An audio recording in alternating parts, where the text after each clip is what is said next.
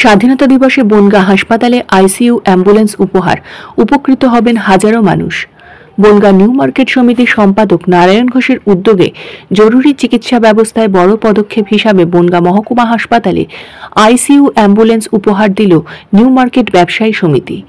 গুরুতর রোগীদের কলকাতায় স্থানান্তরের ক্ষেত্রে এই অ্যাম্বুলেন্স ভবিষ্যতে পরিত্রাতা হয়ে উঠতে পারে বলে আশা করছেন স্থানীয়রা। স্বাধীনতা দিবসের সকাল শুরু হয় বনগাঁ নিউ মার্কেট ব্যবসায়ী সমিতির উদ্যোগে বর্ণাঢ্য শোভাযাত্রার মাধ্যমে। শোভাযাত্রায় অংশ নেন প্রায় ৩ থেকে ৪ হাজার ব্যবসায়ী এবং বিভিন্ন সামাজিক, সাংস্কৃতিক ও রাজনৈতিক সংগঠনের প্রতিনিধি ও সাধারণ মানুষ।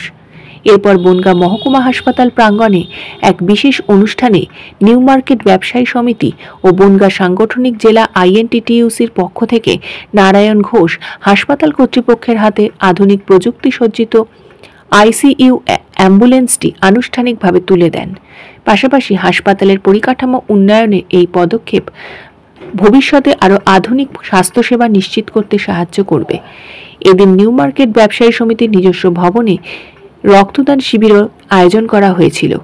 এদিন রক্তদান শিবিরে প্রায় শতাধিক রক্তদাতা রক্তদান করেন।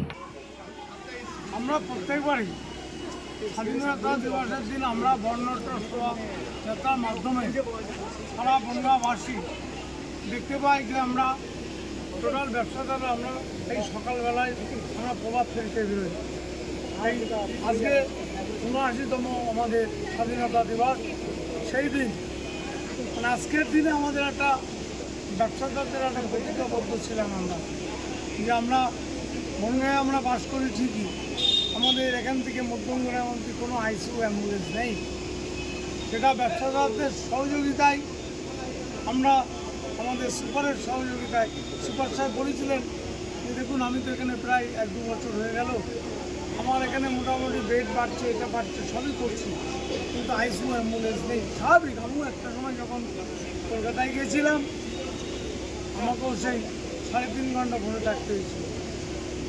আর সাধারণ মানুষ যারা এখান থেকে কলকাতায় যাবে, টাকা হয়তো অনেকের আছে, কিন্তু ওই যে ৪ ঘন্টা বসে থাকা, সেই জন্য আমাদের প্রতিজ্ঞাবদ্ধ হয়ে আমরা অ্যাম্বুলেন্স আজকে আমরা আইসিইউ অ্যাম্বুলেন্স বনগাঁ জীবন নতুন দল আমরা উপহার দিলাম। কেননা সাধারণ মানুষ, খেটে খাওয়া মানুষ যাদের, তাদের আর কোনো অসুবিধা না। জন্মালে মৃত্যু আছে ঠিকই, কিন্তু এই যে একটু পরিষেবা দিতে পারে, যদি কারো প্রাণ বেঁচে যায়, এর থেকে আনন্দের আর কিছু নেই। আমরা ব্যবসাদারদের পক্ষ থেকে আমরা আগামী দিনেও আরও ভালো কাজে হসপিটালের পাশে থাকতে পারি, এই আশা আজকের দিনে আমরা রাখি।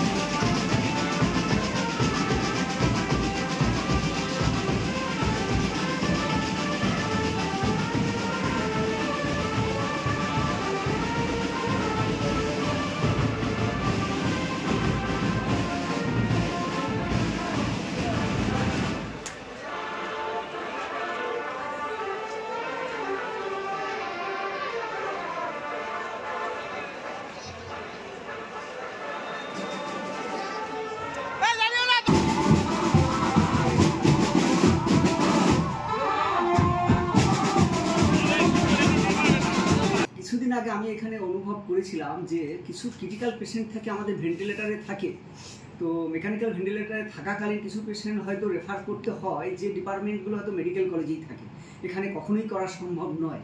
সেই পেশেন্ট, মরিবান পেশেন্টগুলোকে অনেক সময় রেফার করার জন্য কিছু ACLS অ্যাম্বুলেন্স, আমি যেহেতু অ্যানাস্থিসিওলজিস্ট, ক্রিটিক্যাল কেয়ার মেডিসিনের লোক, তাই আমি বলবো যে একটা এসএলএস অ্যাম্বুলেন্সে সমস্ত ভেন্টিলেটর থেকে শুরু করে আর্টিফিশিয়াল তার রেসপিরেশন বা সার্কুলেশন যে পার্টগুলো আমাদের থাকে, একজন মানুষকে টোটাল ভেন্টিলেটারে পুট করে তাকে নিয়ে যাওয়ার যে সিস্টেমটা সেটাই থাকে।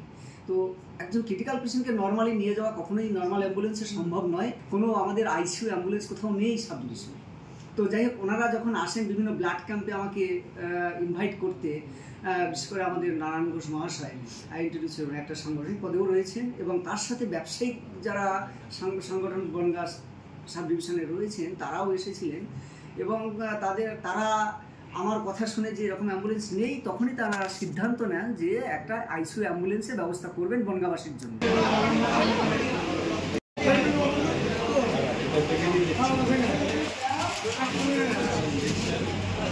Bureau report, news 824।